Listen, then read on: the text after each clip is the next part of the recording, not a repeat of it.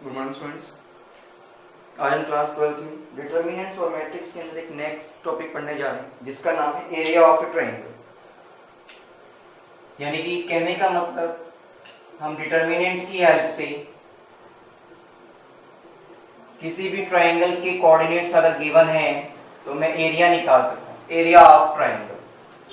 आप लगभग मिलता हुआ कुछ एक ऐसा मेथड क्लास 10th में भी कर चुके हैं, ठीक है।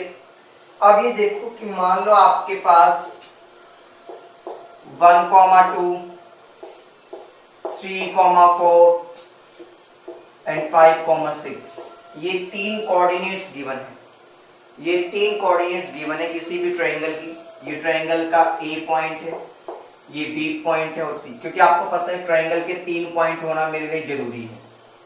तो अगर मुझे इसका एरिया निकालना है तो एरिया निकालने का फॉर्मूला होता है, डिटर्मिनेंट ही निकालते हैं जनरली, उसको 2 से डिवाइड करते हैं डिटर्मिनेंट को।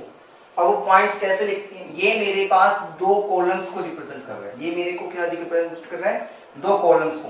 हर एक का जो एक्स वाला पॉइंट है उसको एक कॉलम में लिख दूं, हर एक के वाई वाले पॉइंट को एक दूसरे कॉलम में रख दूं। आपको बनाना 3x3 का मैट्रिक्स है, क्यों? क्योंकि डिटर्मिनेंट हमेशा स्क्वायर मैट्रिक्स में ही निकलेगा। बाकी बची हुई जगह पे आप अपनी मर्जी से 1 लगा सकते हैं। आपको 1 ही लगाना है, 1 के अलावा आप कुछ नहीं लगा सकते, ये भी ध्यान रखिएगा, ये फिक्स है। अब डिटर्मिनेंट सॉल्व करते हैं। चाहो तो प्रॉपर्टीज की हेल्प से कर लो या फिर सिंपल कर लो, आपको ये तो आता ही है आप करना डिटर्मिनेंट। अब जैसे डिटर्मिनेंट की बात करते हैं, ये 1 इन दोनों इसको हाइड करा और इस रो को हाइड करते, 4 × 1 4 माइनस में 6। ये 2 माइनस का होता है साइन, अब आपको फेमिलियर हो। इस वाले कॉलम को इस रो को हाइड करा तो 3 × 1 3 माइनस में 5। ये +1 है, इस कॉलम को इस रो को हाइड किया 3 6 18 माइनस में 4 5 20। बस एक चीज याद रखिएगा, हमेशा चलना मुझे यहीं से, आप पीछे से स्टार्ट नहीं कर सकते वरना साइन में मिस्टेक आएगी। 4 में 6 गया -2, -2 और -2 को मल्टीप्लाई किया तो प्लस का 4 माइनस का 2, -2 और -2 कितना हो गया 4, और यहाँ पर आ गया रिजल्ट 4। तो आपको पता चल गया रिजल्ट क्या आया 0, ये एरिया आ गया। अब जब भी रिजल्ट 0 यानी कि एरिया जब भी 0 आता है तो उसका मतलब पॉइंट्स क्या होते हैं, कोलिनियर। तो आप यहाँ पे लिख सकते हो देयरफॉर कोलिनियर। यहां से एक कंडीशन भी मेरे पास आ गई, if area of a triangle, मैं डिटरमिनेंट नहीं लिखूंगा, या एरिया ही लिखना सही रहेगा। Area of a triangle is 0, therefore points are collinear. तो मेरे पास जो पॉइंट्स होंगे वो क्या हो जाएंगे, कोलिनियर हो जाएंगे। ये आपके पास गिवन कंडीशन है। तो मुझे अब ये तो पता चल गया कि मुझे एरिया निकालना कैसे है स्टूडेंट, क्लियर। चलिए अब आगे देखते हैं।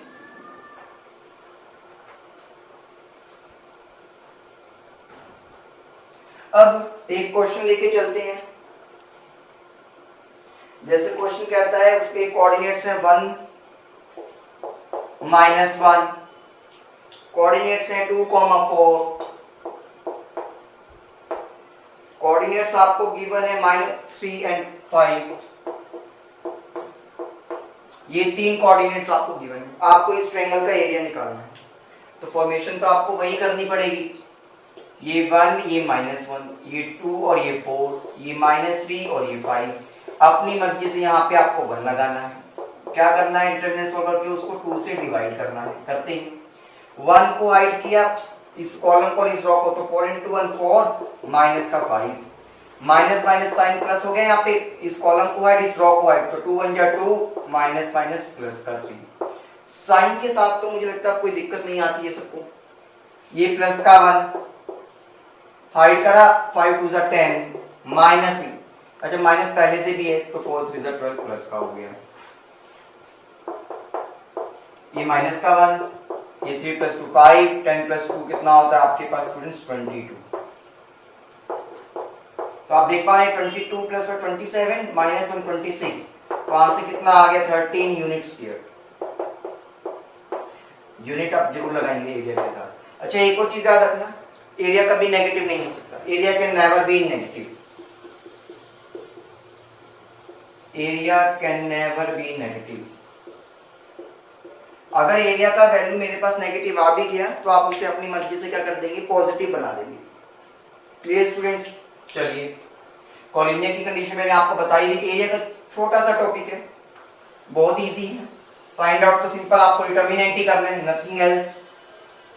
ठीक है। अब जैसे कि वो ये कहता है स्टूडेंट्स, आपको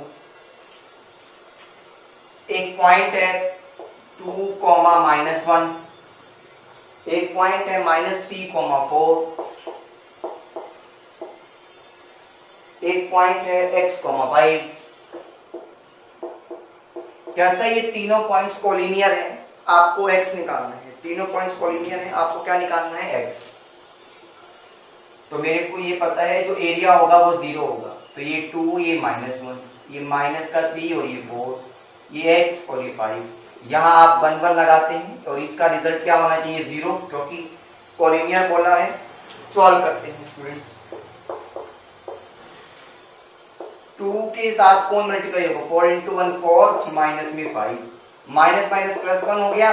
इस कॉलम को इस रो को हटा दो, -3 को 1 से किया तो -3, 1 को x से किया तो माइनस में x हो गया। प्लस का 1 लगाओगे, इस कॉलम को इस रो को हटा, तो -3 को 5 से किया तो -15, माइनस का sign, 4 × x 4x। Determinant 0, area 0, यानी कि ये 2 से जाके 0 हो गया, खत्म। 4 में से 5 गया -1, तो माइनस का 2, यहाँ पे -3 -x आ गया, माइनस का 15 और माइनस का 4x आ गया। Clear students?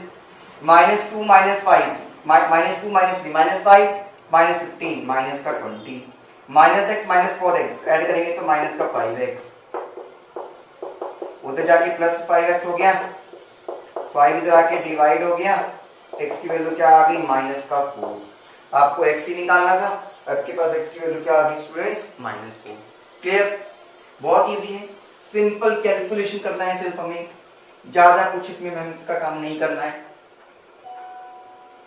चलिए अब नेक्स्ट,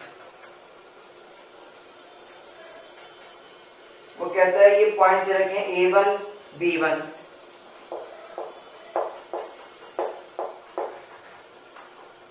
एक पॉइंट दे रखा है A2 B2, एक पॉइंट आपको दे रखा है A1 + A2, B1 + B2।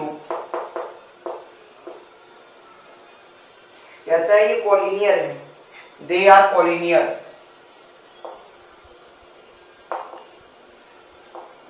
Prove करना है आपको,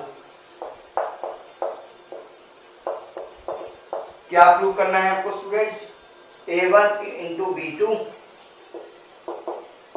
= B1 × A2, ये आपको प्रूव करके दिखाना है।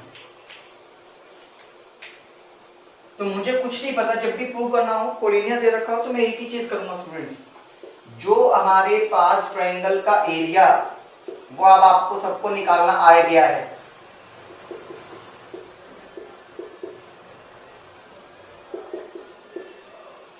ठीक है, वो 0 के इक्वल रख दो, वो 0 के इक्वल रख दो, क्वेश्चन खत्म हो जाएगा, आपके पास प्रूफ हो गई होगा। अब यहाँ पर भी मैं ऑपरेशंस लगाऊंगा, क्योंकि मुझे पता है कैलकुलेशन बहुत मुश्किल है, कहता नहीं है, आप सिंपल भी कर सकते हो। मैंने ये किया कि R3 में से R1 को माइनस कर दिया। क्लियर?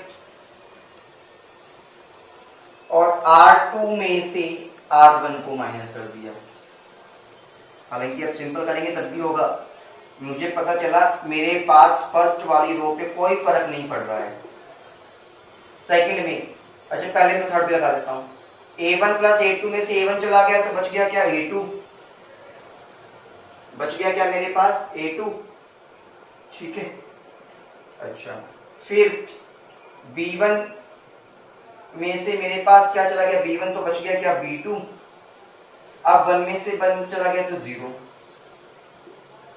R2 में, A2 में से A1 गया तो A2 - A1 ही रहेगा, B2 में से B1 गया तो B2 - B1 ही रहेगा, 1 में से 1 गया तो 0, ये आ गया। अब मुझे पता चल गया इस कॉलम में सबसे ज्यादा वैल्यूज आ गई हैं 0 की। अब इसको एक्सपेंड करता हूं, एक्सपेंड C3। अब C3 को एक्सपेंड करना तो सबको आता है, ठीक है। ये साइन तो प्लस का रहेगा, हाइड करा ये कॉलम और ये रो। तो मेरे पास मल्टीप्लिकेशन में B2 इंटू में A2 माइनस में A1 माइनस का साइन, A2 इंटू में B2 माइनस में B1 ये आएगा,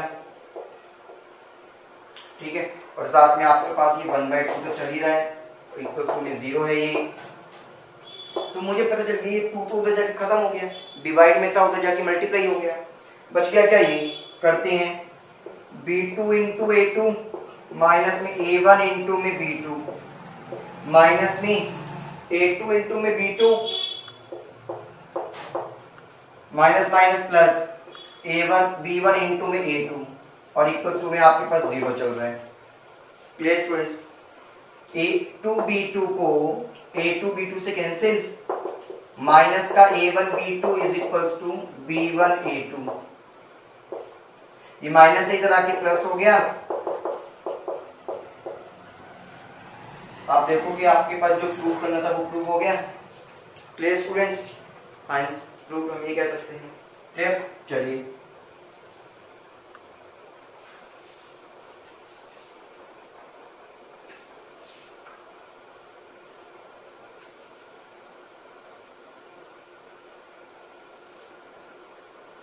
फिर अब आपके पास एक क्वेश्चन हो जाता है, वो कहता है find the equation of the line joining point A and B. एक पॉइंट है ए, एक पॉइंट है बी। ए के कोऑर्डिनेट्स हैं 1,3 और बी के पॉइंट्स क्या हैं स्टूडेंट्स 0,0। ठीक है। अब आपको वो ये कहता है ये एक लाइन है, ठीक है, इस लाइन की मुझे इक्वेशन निकालनी है। इस लाइन की मुझे क्या निकालनी है, इक्वेशन निकालनी है। बहुत कॉमन क्वेश्चन है, सीबीएसई में आया हुआ है। अब ये देखो लाइन की इक्वेशन निकालनी है, इसका मतलब कॉलिनियर है। कॉलिनियर का मतलब क्या होता है, सारे के सारे पॉइंट्स एक ही लाइन पे आना। अब आपको पता है लाइन पे मैं कोई भी एक एक्स्ट्रा पॉइंट मानता हूं तो वो भी उसकी इक्वेशन को सेटिस्फाई करेगा। मैंने इसके कोऑर्डिनेट्स को x, y लेट कर लिया अपनी मर्जी से, क्योंकि मुझे लाइन की इक्वेशन निकालनी थी। अब मुझे ये पता है 3 पॉइंट्स आगे कॉलिनियर है, तो एरिया 0, एरिया 0, तो एरिया का फॉर्मूला क्या होगा 1/2 x और y लिख सकता हूं। यहाँ पे आप आगे पीछे लिख सकते हो, कोई फर्क नहीं पड़ेगा। 1 3 लिख सकता हूं और ये 0 0 लिख सकता हूं। यहां तक क्लियर हो गया। अब फिर आपको पता है तीसरा कॉलम आप अपनी मर्जी से बनाएंगे 1 1 1। एरिया क्या होना चाहिए 0, क्योंकि कॉलिनियर थे। हमें खुद से पता चलना पड़ा कि ये 0 क्यों लिखा, क्योंकि कॉलिनियर है, एक ही लाइन पर आ रहे हैं। ये 2 से जाके 0 मल्टीप्लाई में खत्म।